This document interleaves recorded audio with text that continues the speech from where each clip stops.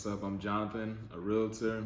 Also, I work here as a leasing associate, and I'm successful right now, and I'm ready to have a conversation with my manager, Vinzent.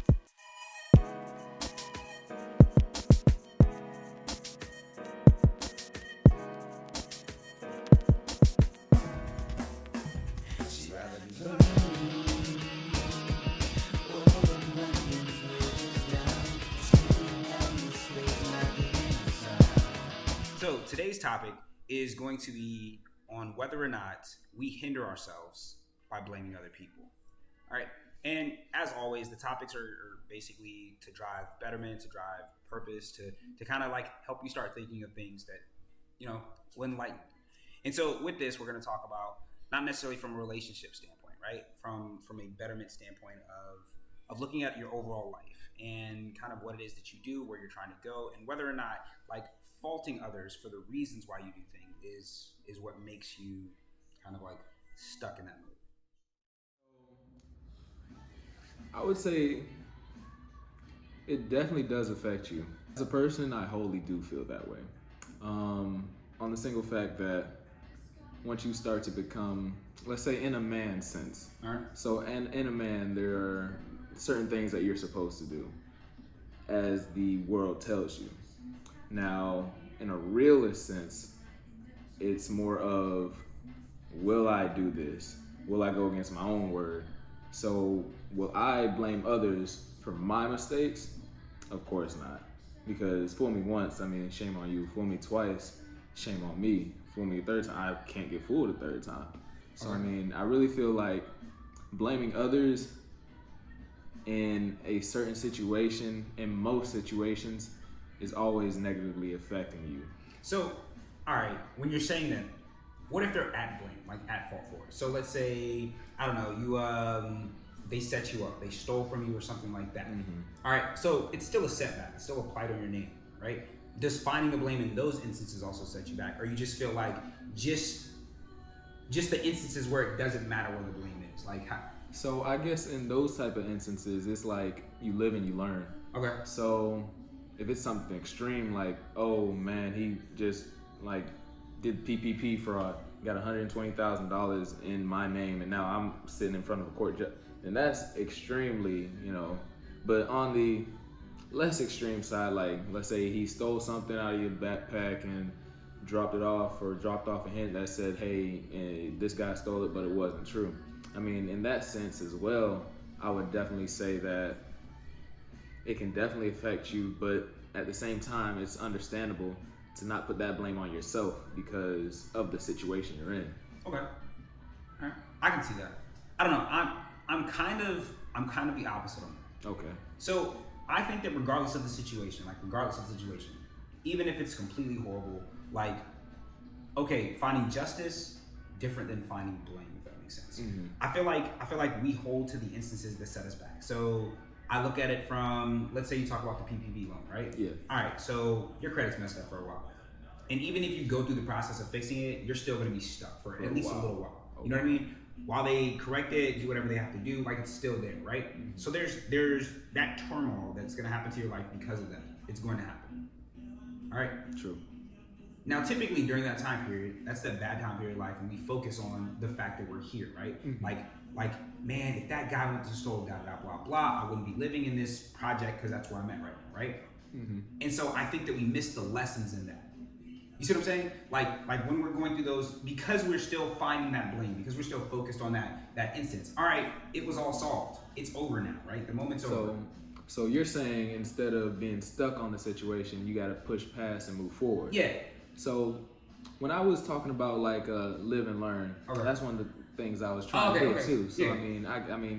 At the same time, I understand that side of it too. I didn't see it that way until you just recently said that. But yeah, if you stay stuck on something, it just holds power over you. And the more that something holds power over you for a long period of time, the more it's going to drain you. And the more it drains you, the less energy you have to put into something that's going to get you past that point. All right. So let's say you are stuck in that thing, right? Mm-hmm. So we're in this mold. Yeah. Because it happens to everybody. Like regardless who it is, like regardless how strong you are mentally, like you get stuck.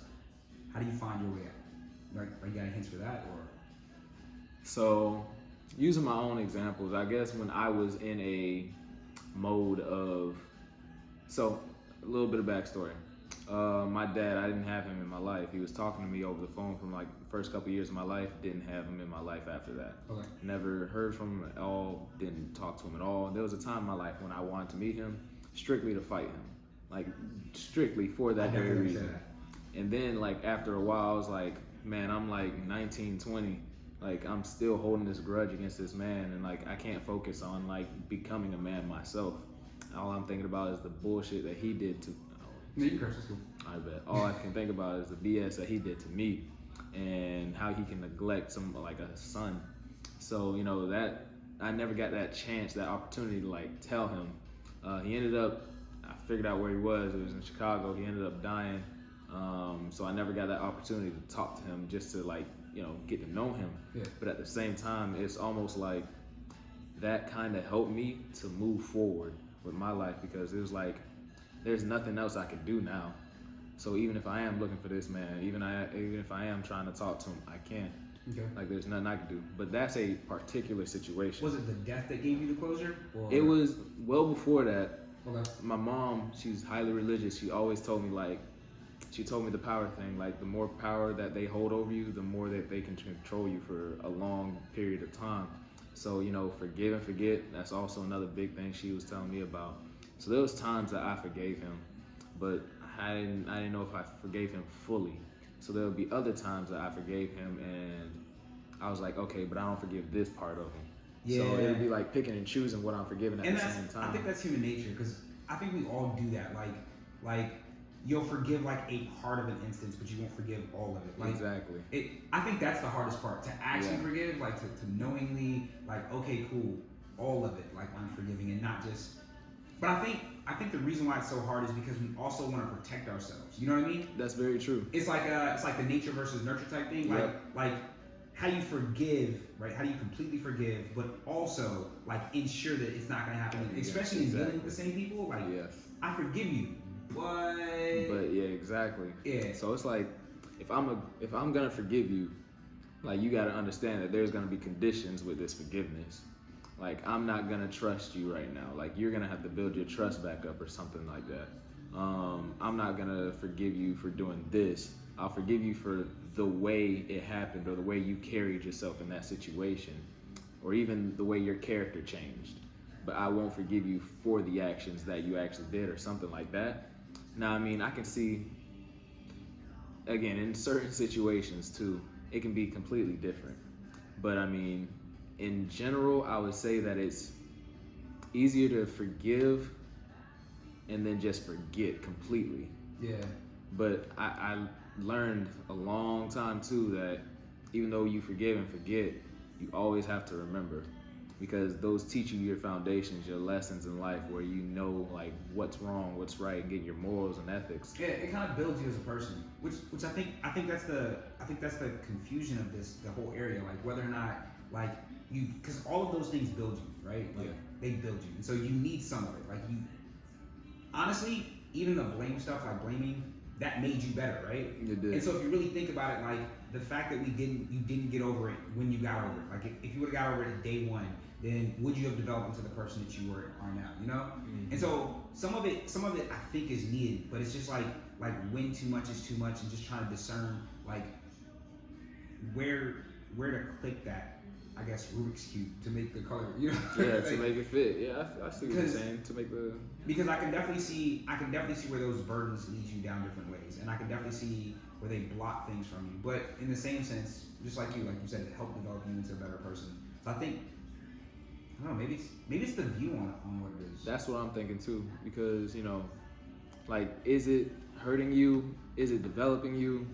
Is it, I don't know, turning you left or right? It really just depends on how you are as a person.